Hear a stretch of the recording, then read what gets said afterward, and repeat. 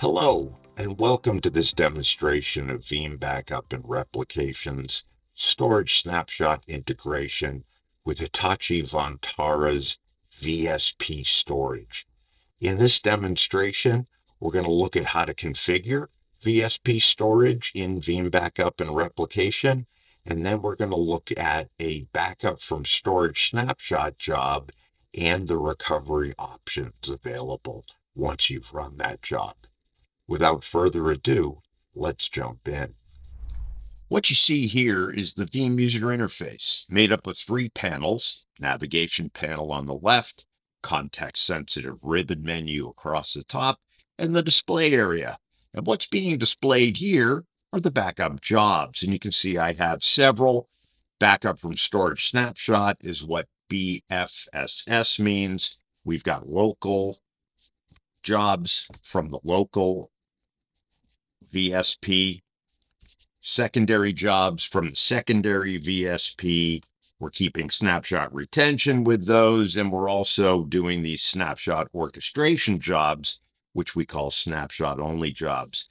Before I get into the job properties, let's take a look at the storage infrastructure.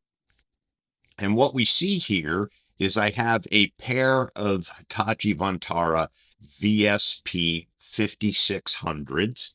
They are configured in a global active device pair or GAD pair, and it is very easy to add storage infrastructure to Veeam Backup and Replication. The first step in the process is to download the Hitachi Vantara Universal Storage API plugin from the Veeam download site and install that. That takes a few minutes. Once that is installed, then you can go ahead and add your VSP storage. I will edit this. It is the exact same steps to add it new. It first asks for a DNS name or IP address. In this small lab, I use IPs. It then asks, what do I want to use this for? In this lab case, it's VMware vSphere. Give it the credentials for the VSP storage. And then the last piece is really telling it how you want to connect to the VSP storage. So you can see you've got a protocol choice. In this case, this lab is fiber channel, could be iSCSI, could be a combination. Also, it asks for which volumes to scan. Now, this is a very small lab environment, so I went with the default all volumes. In a larger environment, you may want to be more selective. Because it is fiber channel connected, I have a physical server that's acting as my Veeam Backup and Replication backup proxy. This is the IP address for that. And that's it. So let me get out of here and let's go back to our jobs. And let's look at this first job here. And I will go ahead and edit this job. You can see we have a name. We tell it what virtual machines I want in this. Again, a small environment, but this could be many virtual machines as part of this job. I tell it what storage I want it to go to as far as backup storage, what proxy to use. Automatic selection is an excellent choice. And then as you can see here, I've got two options for backup repository. One is that snapshot only job where it won't create a backup, it'll just orchestrate a snapshot. And then I've got actually a backup repository on the VSP storage that I'm protecting.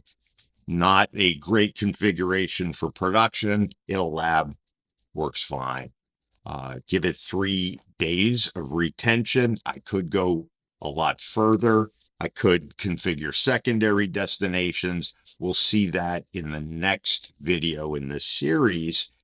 And if we then, I can add guest processing, which adds additional value on top of the snapshot capability of the VSP, because Veeam Backup and Replication can quiesce those workloads. We can also enable guest file system indexing to help with malware and indicators of compromise detection.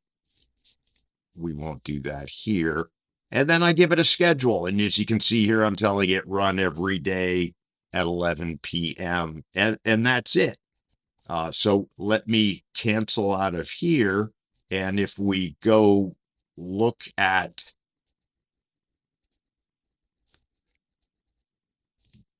the backups, so these are the restore points. We see here this backup restore snapshot VM local job. That's the one that we're just looking at. And we can see I've got 5 restore points. And if I'm right click on this, I'm just going to show the different recovery options. We will dig into these recovery options in subsequent demo videos in this series, but you see, I've got lots of options. I can do an instant recovery, instantly recover components, disks from this VM.